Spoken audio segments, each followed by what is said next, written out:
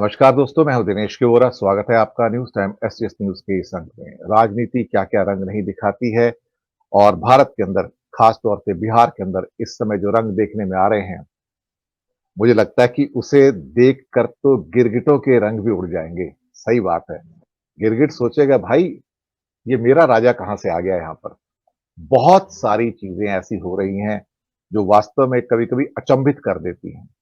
लेकिन राजनीति के अंदर अपने पासों को इस ढंग से फेंकना कि क्या कहते हैं ना, सत्ता शरणम गच्छामि या बुद्धम शरणम गच्छामि, या ये भी कह सकते हैं, या ये भी हाँ, कह सकते हैं कि अ, अहिंसो परमो धर्म नहीं, सत्ता परमो धर्म। जी हाँ, ये सुबह का मेरा टाइटल था, सत्ता परमो धर्म। क्योंकि सब कुछ सत्ता है, बाकी कुछ नहीं है। रिश्ते, नाते, दोस्त, ये वो, किसी की कोई वैल्यू नहीं है। और उसको देख के आप अगर गिरगिट की तरह रंग बदलना चाहो, तो बिल्कुल बदल सकते हो। इसमें भी कोई शक वाली बात नहीं है। लेकिन इससे पहले कि मैं प्रोग्राम में एंटर करूं, और मैं उससे पहले अपने मेहमानों का तारुफ करवा देता हूं। हमारे साथ ओम सैनी साहब और सैयद कासिम साहब हैं, दोनों वरिष्ठ विश्लेषक और पत्रकार हैं। आपका स्वागत है। लेकिन मैं टिप्पणी लेने से पहले आज मैं नमन करना चाहूंगा अपने एक मित्र जो आज हमारा साथ छोड़कर चले गए। हमारे एक चैनल पे रेगुलर थे और दूसरे चैनल्स पर भी और कई टीवी चैनल्स पर भी रेगुलर थे। हम दिलीप गोहिल साहब की बात कर रहे हैं। बहुत बेहतरीन पत्रकार, गुजरात से थे, बेबाक बोलते थे, ऑनेस्टली बोलते थे और कहीं न कहीं बीजेपी को और इंडिया गठबंधन दोनों को कटघरे में खड़ा करते थे। साफ बोलने में उनका कोई सानी नहीं था। इतनी यंग एज के अंदर उनका चला जाना, और आज सुबह जब मेरे पास उनकी खबर आई, हमारे एक और मित्र राजेश ठाकर जी के द्वारा, तो मैं अपने आंखों पर, कानों पर यकीन नहीं कर पाया कि इतना यंग फेस आज हमें छोड़कर चला गया, जो एक किस्म से इतनी उनकी ओजस्वी वाणी थी और एक ऑनेस्टी थी उसके अंदर।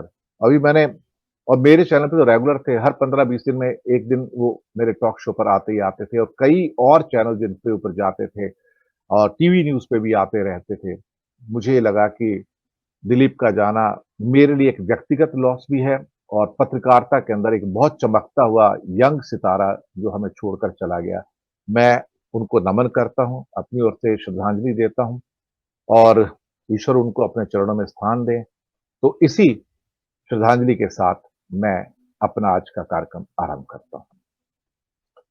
ओम सैनी साहब, अ, बिहार में जो घट रहा है वो तो आपके सामने है। इसमें कोई शक वाली बात ही नहीं है। लेकिन राजनीति के ये रंग कई बार अचंभित कर देते हैं। कई बार ऐसा लगता है कि क्या वास्तव में ही हम सही स्थान पर हैं? कई बार मैं सोचता हूं कि वो सारी मर्यादाएं, वो सारी नैतिकताएं, वो सारे वचन जो रामलला की प्रतिष्ठा से निकल प्राण प्रतिष्ठा से निकलते हैं, जहां तरह-तरह के वादे किए जाते हैं, जहाँ सच्चाई, ईमानदारी और राम राज्य की बातें की जाती हैं, और जहां नीतीश बाबू, मेरी जान भी चली जाए, मेरा कुछ भी हो जाए, मैं लौट कर वहां पे वापस नहीं जाऊंगा, और अमित शाह कहते हैं कि इनके दरवाजे हमेशा के लिए बंद हो गए, कभी खुलेंगे नहीं। पर ये झूठे दावे क्यों किए जाते हैं? अगर आपको गिरगिट की तरह रंग बदलना है और राजनीति में अपने पासे सेकने हैं, तो क्यों जनता को धोखे में रखते हैं? जनता को तो नहीं, खुद को ही धोखे में रखते हैं, देखा जाए तो। दुखद है, लेकिन हाँ, मैं दिलीप गोयल साहब को श्रद्धांजलि के साथ ये प्रोग्राम स्टार्ट कर रहा हूँ, और ओम सैनी साहब, आपकी टिप्पणी बिहार के ऊपर। देखिए जिस तरह का रवैया देखने को मिला है नीतीश जी का, नीतीश जी ने इतना लंबा दूर देखा है आपातकाल के बाद में, और इनके बारे में बड़ी बातें थी। लेकिन इस बार इंडिया गठबंधन के साथ में जिस तरीके से उन्होंने पहल की थी, जून में पटना में, उसके बाद बेंगलुरु में, उसके बाद मुंबई में, हर जगह उन्होंने आगे बढ़ बढ़ के सारा काम किया, और ऐसा लगा जैसे कि वो बिल्कुल अपने अनुभवों के साथ में और फासिज्म का मुकाबला करने के लिए रीजनल पार्टीज को भी और नेशनल पार्टी के साथ में मिलकर आगे चलने का सिलसिला बना रहे हैं। इस बीच जितनी भी डिबेट्स हुई मैंने उनको बड़ा डिफेंड किया कि इनके पास इतना बड़ा अनुभव है और ये चूंकि अभी जो इंडिया गठबंधन के पास में ऐसे बुजुर्ग लोग नहीं है जिन लोगों ने बार बार में गठबंधन बनाए हों और लड़े हों, तो मैंने कहा ये सबसे अनुभवी आदमी है और ये बड़े मौजूद रहेंगे, मैं ऐसा सोच रहा था और यही करके बोलता था। लेकिन जैसे ही उनके कुछ कलर्स अलग नजर आने लगे तो मैंने कहा ये क्या हो रहा है। तो ये बात समझ में नहीं आई और जब खासतौर से कर्पूरी ठाकुर साहब को भारत रत्न की उपाधि भारत सरकार ने दी और उसके बारे में जो कर्पूरी ठाकुर के बारे में हमारे प्रधानमंत्री ने जो लेख लिखे जो अंग्रेजी हिंदी में छपे, उनसे लगा कि जैसे कर्पूरी ठाकुर को ये तो हमसे ज्यादा जानते हैं क्योंकि हमने तो उस राजनीति को जिया है। उस वक्त की राजनीति जो कर्पूरी ठाकुर जब बिहार के मुख्यमंत्री थे उनके सबसे रास्ते में रुकावट कौन थे वो भी हमें पता है।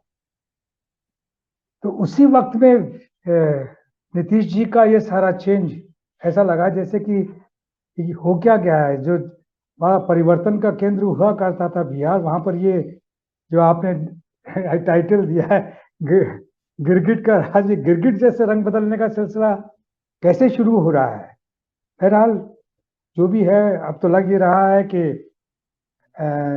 जो बात नहीं होनी थी, मुझे यूँ लग रहा है कि जिस तरीके से राहुल गांधी को रेस्पॉन्सेस मिल रहे हैं अपनी न्यायिक यात्रा के अंदर, न्याय यात्रा में, उससे रीजनल पार्टीज काफी कुछ चिंतित हो गई हैं। ममता जी ने भी अपना स्वर बदलने की चेष्टा की है। उनको लगने लगा है कि ये तो खुद ही समेट के ले जाएंगे, फिर कुछ बचेगा नहीं। राहुल के नाम पर ही सारा सब कुछ, न्याय यात्रा के नाम पे ही सब कुछ हो जाना है।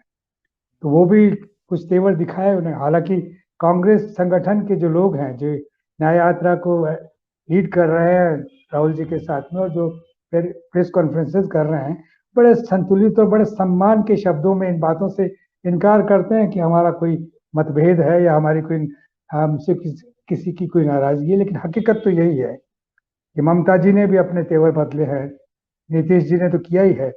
अखिलेश ने निश्चित रूप से एक प्लस पॉइंट अभी दिया है। वो इसलिए मैं कह सकता हूँ खासतौर से क्योंकि राजस्थान का के पूर्व मुख्यमंत्री अशोक गहलोत उस नेगोशिएशन में हैं, तो वहाँ चीजें बहुत ठीक बनेंगी। और जहाँ तक नीतीश जी का सिलसिला है, मैं समझता हूँ कि अब क्या कहा जा सकता है कि जिस तरीके से उन्होंने अपनी सारी बातें बदली हैं और जिस तरह की गहमा गहमी आज बिहार में देखने को मिल रही है, वो सरकार बदलने का सिलसिला बता रहे हैं, कांग्रेस को अपने में समाहित करने की चेष्टा करते हुए बताया जा रहा है और खुद शायद केंद्र में चले जाएं, किसी और को चीफ मिनिस्टर बना जाएं। और टेंशन वाला सिलसिला भी है, तेजस्वी के साथ में जो तकरार हुई है और उस तकरार में जिस तरीके से जवाब देने का जरिया बना है, लालू जी की बेटी ही सिंगापुर से बोली है, वो सच ही बोली है कि यह इस तरीके का तंज करने का क्या मतलब है। यानी आप प्रवोक कर रहे हैं कि आप कुछ ऐसा कीजिए जिससे कि मेरे सारा जो जो कुछ मैं कर रहा हूँ वो बिल्कुल जस्टिफाई हो जाए और लोग मेरे साथ में सिंपैथीज के साथ में जुड़े। तो ये मुझे लगता है कि अ, ये मेरे ख्याल है कि इंडिया गठबंधन के लिए बेहतर है। बेहतर इस माने में है कि जो बाद में कुछ होता वो अभी रास्ते में ही सब कुछ हो जाएगा और सामान्य जन को पता लगेगा कि वास्तव में न्याय यात्रा का मकसद क्या है। और कांग्रेस पार्टी या इंडिया गठबंधन जिस तरीके से आगे बढ़ने की चेष्टा कर रहा है, उसमें जो लोग भी जुड़े हैं, जो लोग बच जाते हैं, जो लोग निकलते हैं, कोई बात नहीं, लेकिन सामान्य जन अगर जुड़ता है, जो कि खास मकसद है इस सरकार को बदलने के लिए, उन लोगों का जुड़ना जरूरी है जो सचमुच में तकलीफें झेलते रहे हैं। और मुझे लगता है कि उसका उस मकसद में राहुल ज्यादा कामयाब होंगे अगर इस तरीके के लोग बाहर होते चले जाते हैं। बेहतर है एक नौजवान तेजस्वी अगर सामने खड़ा होता है, बेहतर है कि लालू अगर सारी उस चीजें बिहार के अंदर देखने लगे जिनको कि अब तक शायद उन्होंने नजरअंदाज किया होगा और नीतीश पे ही सब कुछ छोड़ा होगा। लेकिन जब बात राजनीति की और कूटनीति की आ रही है तो फिर लालू और नीतीश में भी पता लग जाएगा कि कौन किस में दम है। निश्चित रूप से लालू का एक्सपीरियंस भी ज्यादा है, लालू अपनी हैसियत भी ज्यादा रखते हैं और विधानसभा में जो परिस्थितियां, जो सदस्य संख्या है, उससे भी है कि ऐसा कुछ नहीं है। बस ये है कि कहीं कांग्रेस के लोग न चले जाएं इसका, क्योंकि जैसा बता रहे हैं, समाचारों का बता रहा हूँ, मुझे कुछ मालूम नहीं है क्योंकि बिहार से मैं उस तरीके से जुड़ा हुआ नहीं हूँ कि कहीं वो लोग अगर चले जाते हैं और कुछ होता है उसमें भी वो आज होना था, लेकिन शायद कल तक के लिए मीटिंग स्थगित की है जेडीयू ने। वो क्यों की है? क्योंकि उनके अंदर कुछ और शायद परिवर्तन होने की संभावना है। बाकी बातें तो आप जब चर्चा करेंगे तब पता लगेगी। जी।